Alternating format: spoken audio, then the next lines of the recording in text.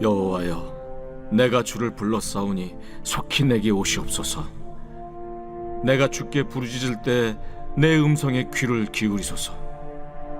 나의 기도가 주의 앞에 분향함과 같이 되며 나의 손드는 것이 저녁 제사같이 되게 하소서. 여호와여, 내 입에 파수꾼을 세우시고 내 입술의 문을 지키소서. 내 마음이 악한 일에 기울어 죄악을 행하는 자들과 함께 악을 행하지 말게 하시며 그들의 진수성찬을 먹지 말게 하소서. 의인이 나를 칠지라도 은혜로 여기며 책망할지라도 머리에 기름같이 여겨서 내 머리가 이를 거절하지 아니할지라. 그들의 재난 중에도 내가 항상 기도하리로다. 할렐루야. 좋은 날 좋은 아침입니다. 이 아침에도 변함없이 하늘의 신령한 은혜가 여러분 위에 충만하시기를 축원합니다. 잠시 기도합니다. 하나님 감사합니다. 2월 들어 하나님 은혜 안에서 이 모양 저 모양으로 지키셨다가 오늘 2월 마지막 주일 주예전에 나와 하나님의 말씀을 사모하며 받습니다. 하나님 말씀 받는 심령 후에 하늘의 신령한 은혜를 부어주셔서 어떠한 문제에 어떠한 시련과 환난 가운데 처해 있을지라도 오늘 말씀을 통하여 문제 해결받고 응답받는 시간 되게 하여 주옵소서. 예수님의 거룩하신 이름으로 감사하며 기도드리옵나이다. 아멘. 인류 역사의 금자타올 세운 인물들을 보게 되면은 한결같이 신앙생활에 귀감 있게 살았던 사람이었던 것을 우리는 알 수 있습니다. 20세기의 억만장자로 잘 알려진 유명한 록펠러는 신앙심이 깊으셨던 어머니가 세상을 떠나시면서 신앙생활의 지침 10가지를 정해주면서 꼭 이 10가지를 지키면서 신앙생활할 것을 당부했다고 합니다. 이 당부를 받은 록펠러는 어머니의 유언을 유지로 삼고 일평생 그 신앙의 지침대로 살았다라고 전해지고 있습니다.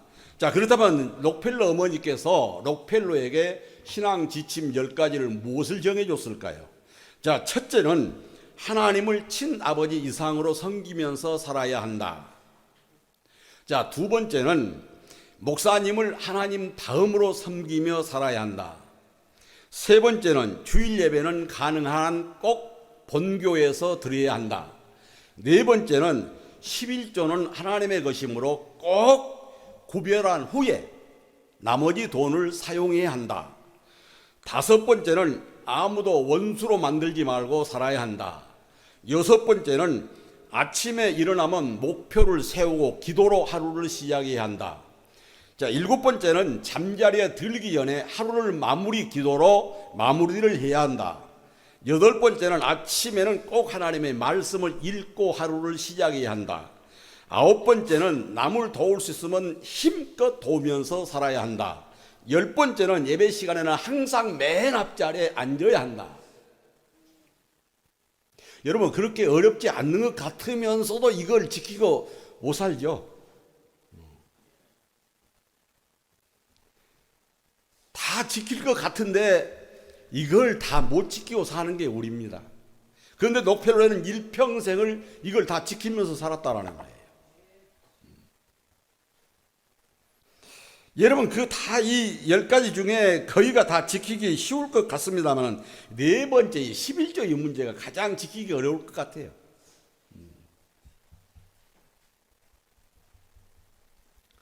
이것까지도 지킬 수 있다면은 록펠러와 같은 인생을 살 수 있으리라 생각합니다. 오늘 본문 말씀을 기록한 다윗은 하나님을 믿는 사람으로 살아갈 때 꼭 실천하면서 살아야겠다는 네 가지를 정해놓고 그대로 지키면서 살려고 부단히 노력했던 것을 우리는 오늘 본문 말씀을 통해서 배워야 되리라 생각합니다. 2024년 새해를 맞이해서 2달을 마무리하려고 하는 시점에 있습니다. 오늘 다윗의 신앙생활의 삶을 배워서 나머지 10달 동안 우리가 잘 실천하면서 삶에 적용해 나가는 그런 실천적인 신앙의 삶을 살았으면 좋겠습니다. 우리가 세상을 살아가면서 무엇인가를 배운다는 것은 대단히 중요합니다. 요즘 보면 여러분 TV에 간혹 그런 거 나오잖아요. 7, 80세가 넘으신 할머니들이 늦게나마도 글을 깨우치려고 열정적으로 학교 생활을 시작해서 손자, 손녀 같은 학생들과 조그마한 책상에 앉아서 공부하시는 모습들 보지요. 여러분, 배워서 하는 것은 대단히 좋은 일입니다. 그리고 배움으로 인하여 나의 마음이 풍요로워진 건 사실입니다. 그러나 더 중요한 게 있어요. 배워서 아는 것도 중요하지만은 배워서 아는 것을 삶에 적용하며 실천하는 것이 더 중요해요. 알면 뭐 하시겠어요? 머리만 참으면 뭐 합니까? 행동 따로 마음 따로라면 아무 소용없는 것이죠. 그렇습니다. 배워서 아는 것보다 그것을 배운 걸 삶에 적용해서 실천하면서 사는 것이 더욱더 중요합니다. 오늘 다윗의 신앙의 삶을 배워서 실천하며 살아가는 여러분 될 수 있기를 주님의 이름으로 축원합니다. 그렇다면 다윗으로 하여금 무엇을 배워야 할까요? 첫째, 다윗의 기도 생활을 배웠으면 좋겠습니다. 다윗의 기도 생활. 자, 오늘 본문 5절 하반절을 보세요. 재난 중에도 항상 기도하리로다. 다윗은 평상시에도 쭉 기도 생활을 한 사람입니다. 그럼에도 불구하고 재난 중에도 항상 기도하겠다. 그렇게 고백하고 있습니다. 다윗은 언제나 기도하는 신앙생활을 계속 했지만은 특별히 재난과 환난 때도 중단 없이 기도하는 믿음의 생활을 살겠다라고 고백하고 있는 것을 볼 수가 있게 됩니다. 자, 시편 18편 6절에는 이렇게 고백합니다. 내가 환난 중에서 여호와께 아뢰며 나의 하나님께 부르짖었더니 그가 그의 성전에서 내 소리를 들으시며 그의 앞에서 나의 부르짖음이 그의 귀에 들렸도다. 환난 때 기도한 다윗이 응답받았다는 거죠. 하나님이 들으시고 응답해 주셨다는 겁니다. 시편 86편 7절에서도 이렇게 기도합니다. 나의 환난 날에 내가 주께 부르짖으리니 주께서 내게 응답하시리로다. 어디뿐입니까? 시편 120편 1절에서도 이렇게 기도합니다. 내가 환난 중에 여호와께 부르짖었더니 내게 응답하셨도다.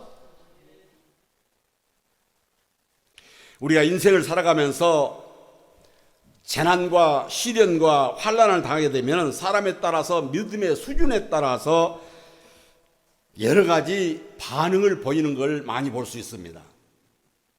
어떤 사람은 자신을 비관하고 슬퍼하고 그런 사람도 있고 또 어떤 사람은 원망하고 불평하는 사람도 있고 좌절하고 절망하는 사람도 있습니다.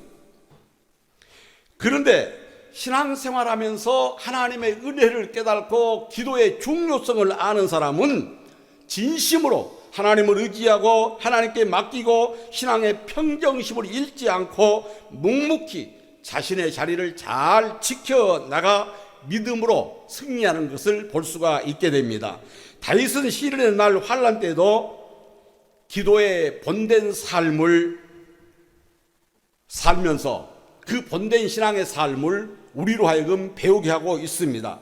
자, 이런 성숙한 믿음의 삶 저와 여러분이 배워야 될 줄로 믿습니다. 그의 인생길은 가장 큰 환난 속에서도 오로지 하나님을 신뢰하며 하나님을 의지하고 흔들리지 않는 믿음의 삶을 살았다라는 거예요. 우리는 얼마나 어려움 당하면 갈등을 많이 합니까? 얼마나 흔들립니까? 그런데 다윗은 하나님을 신뢰하고 하나님을 의지함으로 좌우로 흔들리지 않았다라는 거예요. 자, 시편 62편 1절로 2절에서 이렇게 말씀합니다. 나의 영혼이 잠잠히 하나님만 바라며 나의 구원이 그에게서 나오는도다. 오직 그만이 나의 반석이시요 나의 구원이시요 나의 요새이시니 내가 크게 흔들리지 아니하리로다. 아무리 시련이 오고 어려운 환난이 와도 흔들리지 않는다는, 굳건한 믿음으로 오로지 하나님만 바라보고 하나님만 의지한다는 겁니다. 우리가 세상을 살아가면서 환난을 만났을 때 최선의 방법이 뭡니까?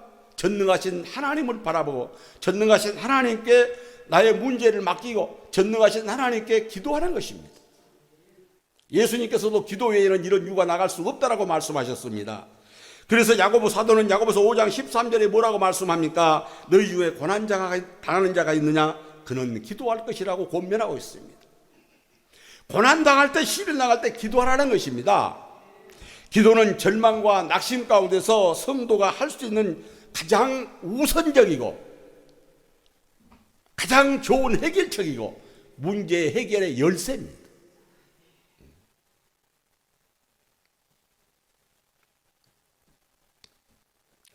성경에 보면은 시련을 당할 때 절망하거나 불평하는 사람들은 모두 망했습니다. 그러나 하나님께 전심으로 부르짖으며 기도한 사람들은 모두 응답받고 구원받았고 제사함 받았고 치유함 받았고 복을 받았습니다. 여러분, 그 가운데 우리가 너무나 잘 알고 있는 히스기야 왕이 있지 않습니까? 자, 이사야 38장 1절로 6절에 보면은 히스기야 왕이 병들어 죽게 됐습니다. 그럴 때 하나님께서 이사야 선지자를 히스기야에게 보내서 이제 너는 죽을 테니까 내 집에 유언해라, 마지막이다 그랬어요. 그럴 때 히스기야 왕이 어떻습니까? 벽으로 얼굴을 향하고 통곡을 하면서 부르짖어 기도합니다. 그 기도를 하나님께서 들으시고 15년의 생명을 연장시켜 주지 않아요? 너는 끝났다라는 거예요. 이제 죽은다라는 거예요. 그럼에도 불구하고 하나님께 부르짖어 기도했더니 15년의 생명을 연장시켜 줬습니다. 히스기야 왕이 기도하여 생명만 15년 연장받았습니까? 아닙니다. 나라가 적국 아수르로 침략당할 위기에 하나님께 기도함으로 하나님께서 응답하셔서 적국의 군사들을 모조리 쓸어버리잖아요.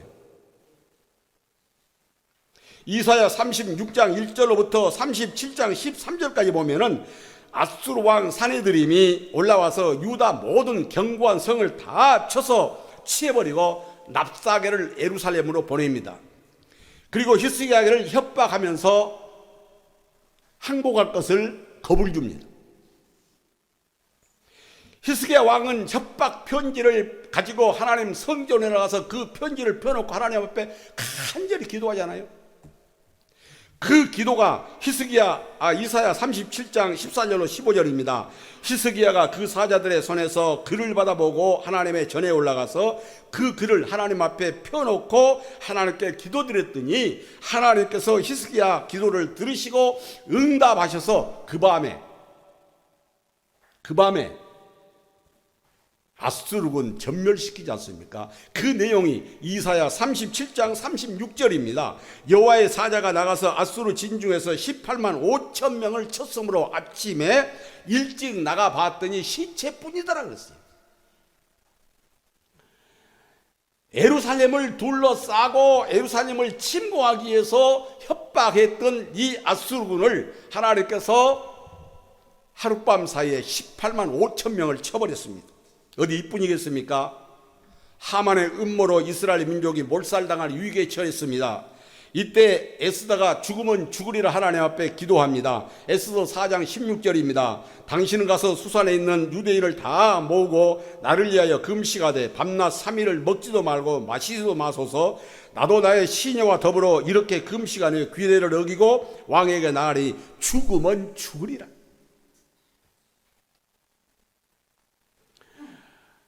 위경에 취해 있을 때 에스더는 죽으면 죽으리라 결심하고 왕 앞에 기도하고 나갑니다. 에스더의 기도를 응답을 통해서 모르게가 달아 죽어야 될 나무에 하만이 달려 죽는 기적이 일어나잖아요.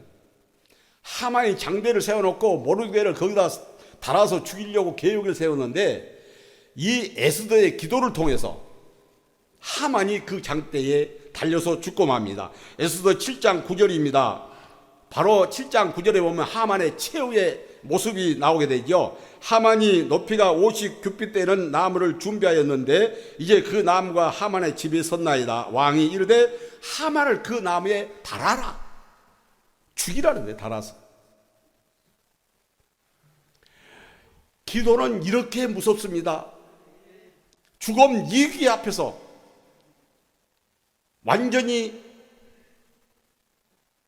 환경을 뒤바꾸는 그런 능력이 바로 기도인 줄을 믿으시기를 주님의 이름으로 축원합니다. 에스더 8장 16절로 17절에 보면은 에스더의 기도 응답을 통해서 유다 백성들이 누리는 축복을 한번 보세요. 유대인에게 영광과 즐거움과 기쁨과 존귀함이 있는지라 유대인들이 즐기고 기뻐하여 잔치를 베풀고 그날을 명절로 삼으니 본토 백성이 유다인을 두려워하여 유다인이 많이 되었더라. 본토인들이 유다인이 됐다는 거예요. 에스더의 기도를 통해서 이렇게 멸망받아야 될 민족의 영광을 누리고 기뻐서 잔치하고 명절 분위기를 가지고 기뻐하고 찬양한 것을 볼 수가 있게 됩니다. 믿음의 선진들은 이렇게 환난 때를 맞으면은 문제 해결을 위해서 하나님 앞에 전심으로 기도함으로 문제를 해결받았습니다. 기도에서 응답받지 못한 사람은 아무도 없어요. 성경 어디를 찾아봐도. 다윗은 파란만장한 인생을 살았지만은 어려움이 닥칠 때마다 기도로 그 어려움을 극복해 나가며 자신의 인생길을 아름답게 열어가 승리했던 것을, 성공했던 것을 우리는 다윗의 생애를 통해서 볼 수가 있습니다. 자, 우리도 인생의 삶에 폭풍과 비바람이 몰아칠 때에 또한 나가서 육체의 치명적인 질병을 통해서 고통을 당할 때, 또한 사업장의 위기를 만났을 때, 이런 위기의 순간에 직면한다 할지라도 두려워할 것이 없습니다. 문제 해결을 위해서 하나님 앞에 기도한다면 하나님께서는 그 기도를 들으시고 육체의 질병뿐만 아니라 문제를 해결해 주셔서 우리의 삶이 복되도록 만들어 주시는 분이 우리 주님인 줄을 믿으시기를 주님의 이름으로 축원합니다. 수바이처 박사는 말하기를 예수 그리스도는 인생의 숱한 파도들이 몰려와도 부딪혀서 깨지게 하신 분이다, 그렇게 말씀했어요. 숱한 비바람이 파도가 몰아쳐도 예수님께서 부딪혀서 깨버린다는 거예요.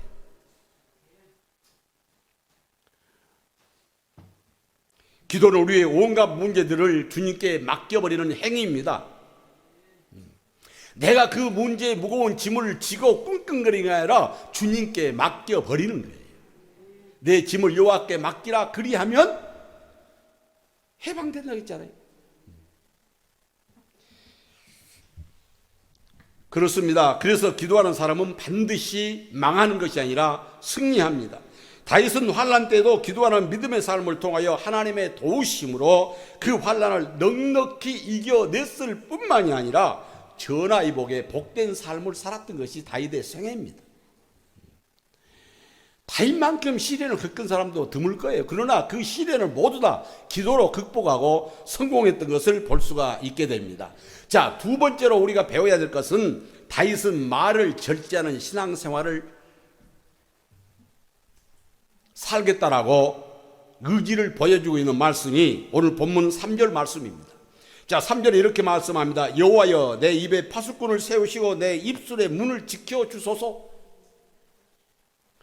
자, 이 말은 무슨 말입니까? 하나님께서 내 입술을 지켜달라는 거예요. 내 입을 지켜달라는 거예요. 내가 내 입과 입술을 지키고 살아 다른 사람들에게 상처를 주지 않겠다라는 것입니다. 그러나 내가 지키고 살아야 되는데 내 힘으로는 안 되니 하나님께서 지켜달라는 거예요. 내가 내 입을 지키고 내 입술을 지켰으면 좋겠는데 나는 부족해서 못 지키니 하나님께서 지켜달라는 거예요. 하나님께서. 사실 이런 건 소소한 문제 아닙니까? 소소한 거 별로 중요한 것도 아니에요. 그럼에도 불구하고 다윗은 하나님 앞에 기도하고 있습니다. 소소한 것 같지만 중요한 일 아니에요? 내가 내 입술을 제어할 수 없으니 하나님이 제갈 물려달라는 거예요. 그래서 믿는 사람이든 이웃에 상처를 주지 않고 살겠다라는 겁니다. 이거 신앙인의 자세 아니에요?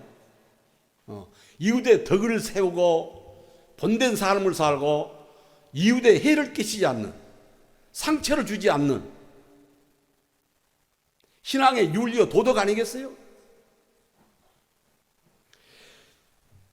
잠언 10장 19절에서 이렇게 말씀하고 있습니다. 말이 많으면 허물을 면하기 어려우나 그 입술을 제어하는 자는 지혜가 있느니라. 입술을 제어하는 사람, 입술을 통제하는 사람, 그 사람이 지혜로운 사람이라는 거예요. 자, 인생의 성패는 말에 달려있다고 해도 과언이 아닙니다. 말 한마디 잘못했다가 수모를 당한 지도자들을 얼마나 많이 봤습니까? 요즘도 그런 사람들 많이 있잖아요. 말을 함부로 해가지고 공격에 처한 사람들 얼마나 많이 있어요. 자, 여러분, 말이 복과 저주도 이 말에 달려 있습니다. 잠언 18장 21절에는 이렇게 말씀하고 있습니다. 죽고 사는 것이 혀에 힘에 달렸나니 혀를 쓰기 좋아하는 자는 그 혀의 열매를 먹는다. 혀를 쓰기 좋아하는 사람은 그 혀의 열매를 먹는다라는 거예요. 자, 행복과 불행도 말에 달려 있습니다. 자, 입술에 달렸다는 거죠. 잠언, 자, 말은 씨와 같아서 또한 내가 말을 심은 그 종대로 거두게 되어 있는 것이에요. 성경도 그렇게 말씀하죠. 무엇을 심든지 심는 대로 거둔다고 그러잖아요. 자, 말을 한 번 하면 주워 담을 수 없는 게 또 말이에요.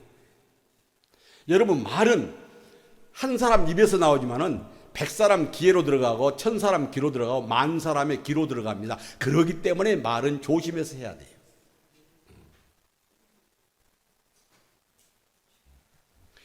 영국의 처칠은 말하기를 입으로 나오려고 하는 말을 꿀꺽 삼키고 배탈 난 사람은 아무 없다 그랬어요. 입으로 나오려고 하는 말을 꿀꺽 삼키고 배탈 난 사람은 없다. 여러분, 하고 싶은 말 한 번씩 꾹꾹 삼켜보세요. 배탈 안 납니다. 이것도 훈련이 돼요. 한 번 하고 뱉고 싶은 말 한 번 꿀꺽 참으면 2번 참을 수 있어요. 자, 얼마나 좋은 말이에요. 입으로 나오려고 하는 말을 꿀꺽 삼키고 배탈 난 사람은 없다. 삼키세요. 삼켜.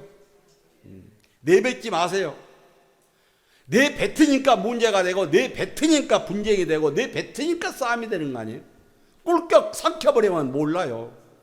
상대가 뭔 마음을 품었는지. 근데 그걸 표현을 하니까 문제가 되는 거 아니에요. 내뱉으니까. 내뱉기만 하여 내싸죠. 내싸 그냥. 꿀꺽 삼키시기 바랍니다. 내 자신이 한 그 말대로 되어지기 때문에, 내가 하는 말 그대로 되어지기 때문에 신중하게 생각해서 해야 됩니다.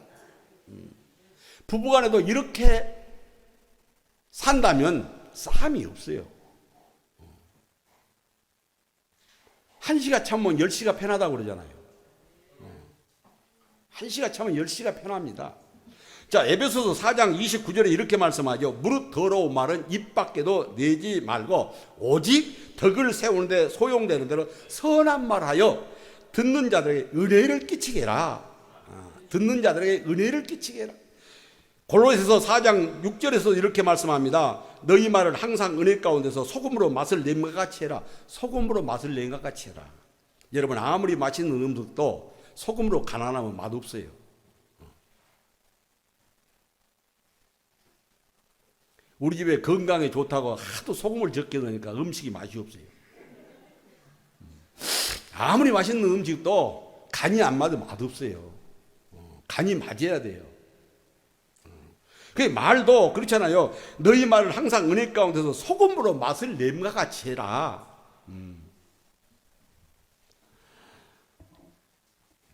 자, 우리 말도 소금으로 간을 해서 맛을 낸 것처럼 은혜스럽고 맛깔난 말을 한다면 내 주변에 분쟁은 없습니다. 갈등은 없어요. 자, 보로우라는 사람 말하기를 말을 많이 하는 자와 결코 멀리 갈 수 없다. 그렇게 말했어요. 말을 많이 하는 사람과는 멀리 갈 수 없다라는 거예요. 노자는 말하기를 또 이렇게 말합니다. 사람이 너무 말이 많으면 갖가지 난처한 일을 겪을 수밖에 없다. 어떻게 이렇게 다 좋은 말들만 한가요? 자, 그렇다면 성경에서는 뭐라고 말씀할까요? 디모데후서 2장 16절에 이렇게 말씀합니다. 망령되고 헛된 말을 버리라. 그들은 경건하지 아니하며 점점 나간다라고 경고를 하고 있습니다. 망령되고 헛된 말 하지 말아라. 자, 야고보서 3장 2절에는 뭐라고 말할까요? 우리가 다 실수가 많으니 말에 실수가 없는 자라면 곧 온전한 사람이라 능히 온몸도 굴레 씌우느니라.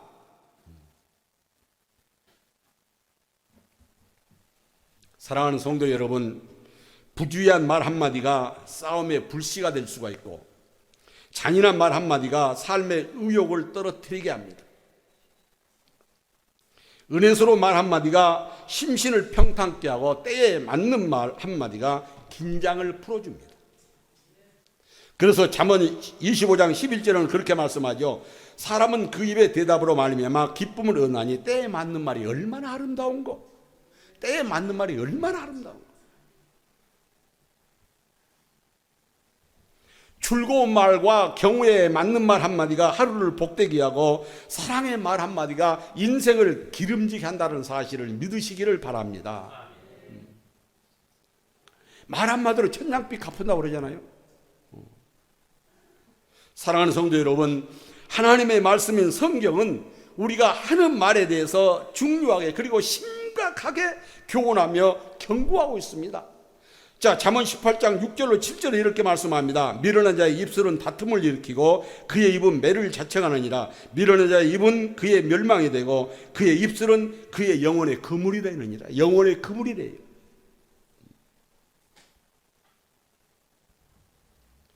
골로새서 3장 8절에서도 이렇게 말씀합니다. 이제는 너희가 이 모든 것을 벗어버리라. 곧 분냉과 노려움과 악의와 비방과 너희 입에 부끄러운 말이라. 너희 입에 부끄러운 말이라.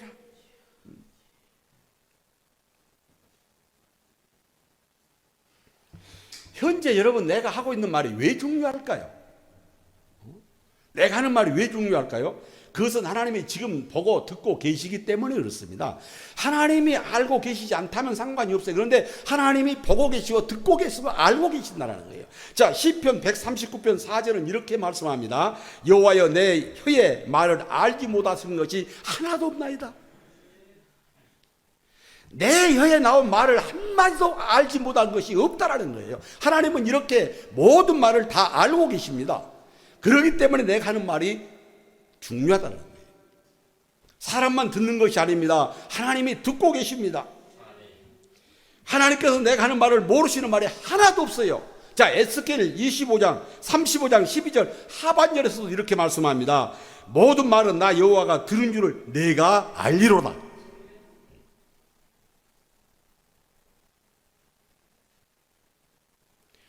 사람은 이불 속에서 속삭인 말을 알아들을 수 없어요. 혼자 하는 말이니까. 그런데 하나님은 듣고 계시고 알고 계십니다.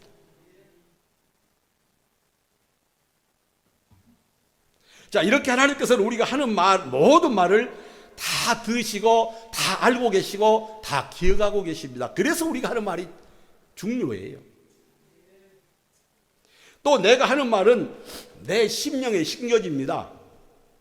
여러분, 이거 대단히 중요한 얘기예요. 내가 하는 말은 내 심령에 심겨져서 미래에 내가 그 말한 대로 거두게 된다는 거예요. 무서운 얘기 아니에요?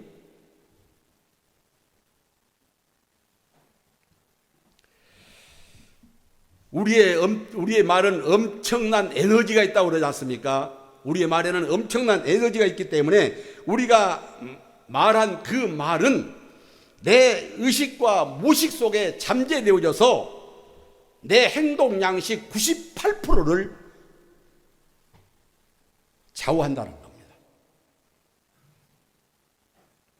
그러니 얼마나 우리가 하는 말이 무섭습니까? 얼마나 조심스럽게 말을 해야 되겠습니까?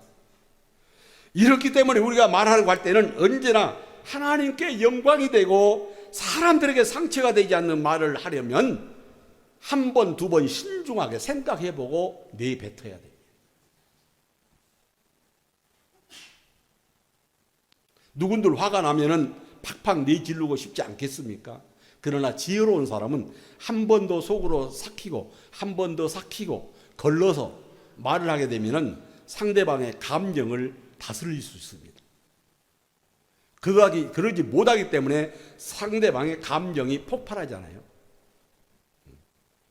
우리가 말할 때는 언제나 남에게 유익되는 말부터 생각해서 하는 것이 지혜입니다. 그리할 때 상대방이 불편함을 느끼지 않고 감정을 갖지 않습니다. 다윗처럼 이러한 신앙의 윤리와 도덕성을 가지고 살아갈 때 복된 인생을 살아갈 수 있음을 믿으시기를 주님의 이름으로 축원합니다. 자, 세 번째로 다윗에게 무엇을 배워야 될까요? 자, 다윗은 성결한 삶을 신앙의 가치로 알고 살겠다라고 지금 결심하고 있는 말씀이 본문 4절입니다. 죄악을 행하는 자들과 함께 악을 행하지 않고 죄악으로 하여금 분리되게 살겠다는 거예요. 죄와 같이 살지 않겠다라는 겁니다. 죄 짓는 사람들하고 악한 사람들하고 행동을 같이 안 하겠다라는 거예요. 자, 여러분, 우리는 이 말씀에 교훈을 삼고 배워야 됩니다. 자, 예수 믿지 않는 친구들하고 자꾸 어울리다 보면 내 믿음이 떨어진 걸 내가 본인이 느끼죠. 자, 그런데 다윗은 죄악을 행하는 자들과 함께 악을 행하지 않고 악으로 하여금 분리된 삶을 살겠다. 그러니까 성결된 삶을 살겠다. 구별된 삶을 살겠다. 성도의 삶을 살겠다는 거죠. 성도란 뜻이 뭡니까? 구별되답니다. 구별되다. 자, 세상 사람들과 구별된 사람이다, 나는. 그러니까 다윗은 그렇게 살겠다라는 거예요. 구별되게 살겠다. 나는 깨끗하고 구별되게 신앙생활을 하겠다. 그런 얘기죠. 자, 올바르게 신앙생활의 삶을 살겠다는 다윗의 결단입니다. 자, 정직하게 의롭게 살겠다는 신앙의 삶의 결단을 하고 있는 것이죠. 종교 지도자인 맥케이라는 사람은 말하기를 인생의 가장 치열한 전쟁은 영혼이라고 하는 고요한 방에서 매일 이루어진다. 그렇게 얘기합니다. 여러분, 매일 우리 영혼에서 고요한 방에서 이루어지는 이 전쟁을 이길 수 있는 방법은 성결입니다. 성결. 구별된 삶. 자, 악과 분리된 삶. 여러분, 심령이 성결하면 하늘의 지혜를 얻게 되고 올바른 걸음과 옳음을 분명히 깨닫고 인식하고 신앙의 삶을 앞서 나가는 사람이 될 수 있습니다. 그렇습니다. 심령이 성결하면 영적 본능을 소유하게 됩니다. 심령이 성결해야 돼요. 다윗과 같이 이렇게 분리된 삶을 살아야 됩니다. 성결된 삶. 자, 심령이 성결하면 하나님의 뜻을 분명하게 깨달을 수 있습니다. 자, 심령이 성결하지 않으면 하나님의 뜻을 분별할 수 없어요. 내 심령이 새로워지고 내 심령이 성결할 때 하나님의 뜻을 분명히 깨닫게 되고 하나님의 말씀을 말씀으로 인식하게 됩니다. 자, 이런 하나님의 백성들이 되시기를 주님의 이름으로 축원합니다.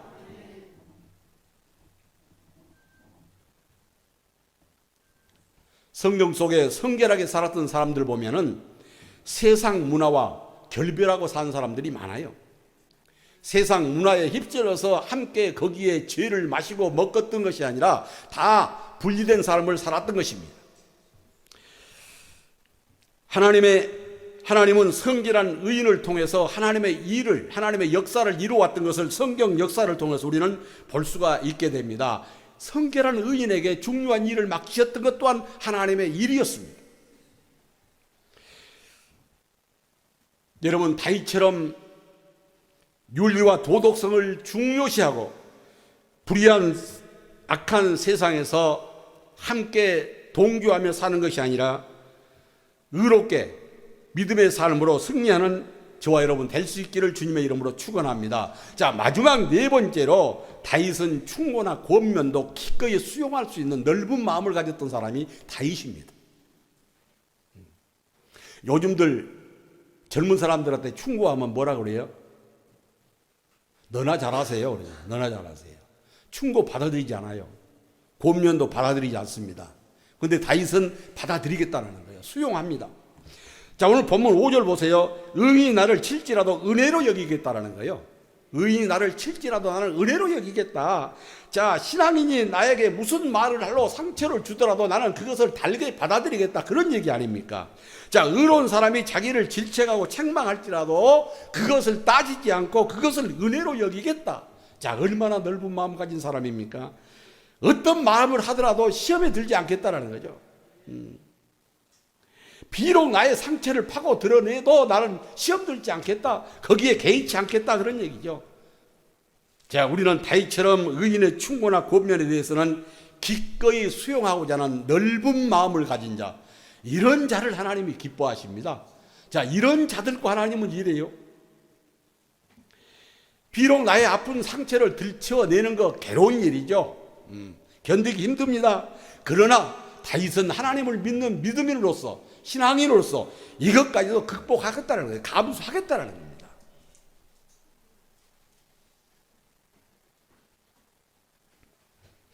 여러분 가만히 한번 생각해 보세요.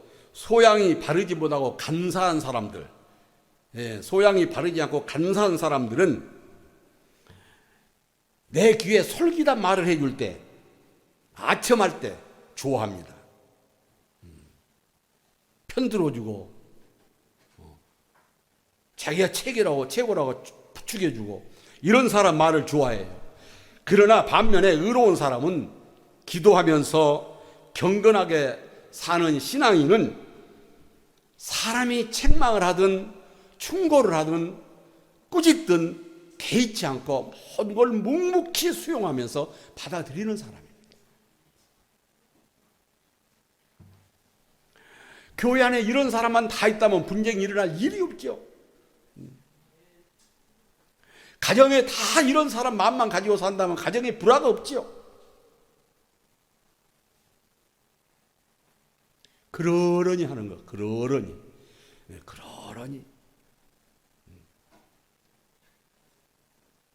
나 잘되라고 하는 말이겠지.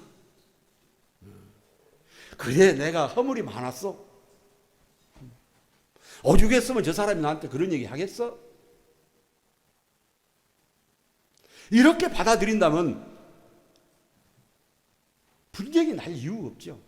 다윗은 그렇게 살겠다는 겁니다. 이런 마음 자세로 살아간다면 내 주변이 정화될 수밖에 없죠. 정화될 수밖에 없습니다. 여러분, 지금보다 심령이 더욱 성숙해야만 더 큰 은혜를 받을 수 있습니다. 여러분, 그릇이 만들어져야 은혜를 받아요.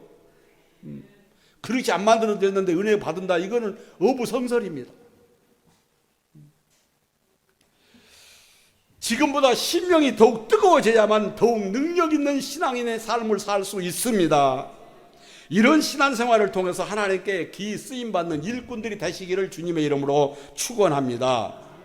여러분, 신앙의 기본적인 가치관을 가지고 살아간 다윗은 이스라엘 역사상 우리가 알다시피 가장 훌륭한 성군이 되었고 인류 역사에서 가장 복을 받아 누리는 사람 아니었습니까?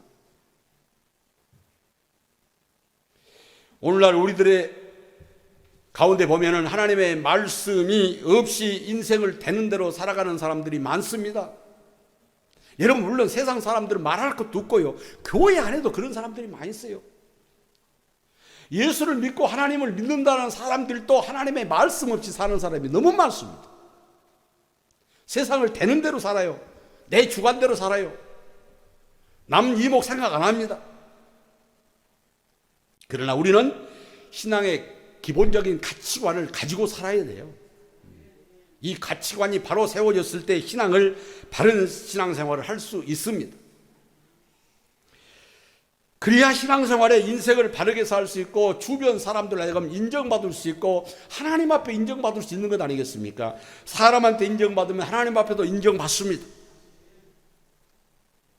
사도행전 2장에 보면은 하나님 앞에 기도하고 참여하니 많은 사람들이 그들을 칭송했다고 그러지 않습니까? 내가 신앙에 바로 선 때 사람들에게 인정받을 수 있고 하나님 앞에 인정받을 수 있습니다.